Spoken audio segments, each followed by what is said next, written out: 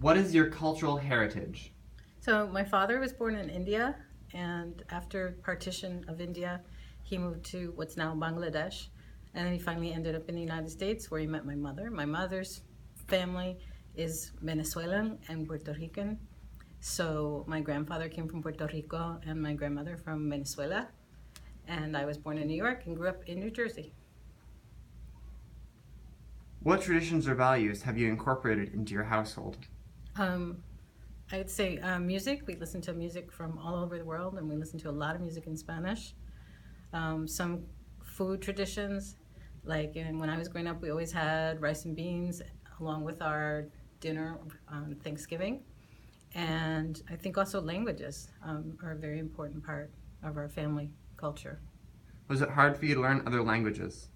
It wasn't really hard for me to learn Spanish because my mother and my grandmothers both spoke, and I was around it even though I didn't necessarily speak it fluently when I was a child.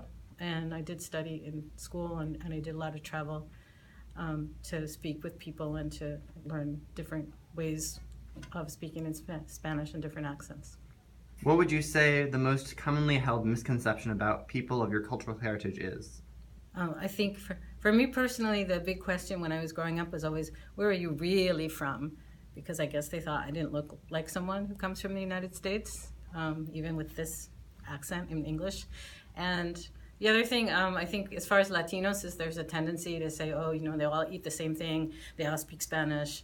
And while there are lots of traditions that we have in common, there are also really different national and regional identities for Latinos and, including Latinos from the United States.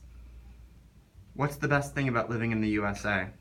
The best thing about living in the USA is that there's so many people from all over the world, that there's so many cultures that come together and form new ways of thinking and new arts. And if you look at music, you can see some of that cultural blend, and I just love that.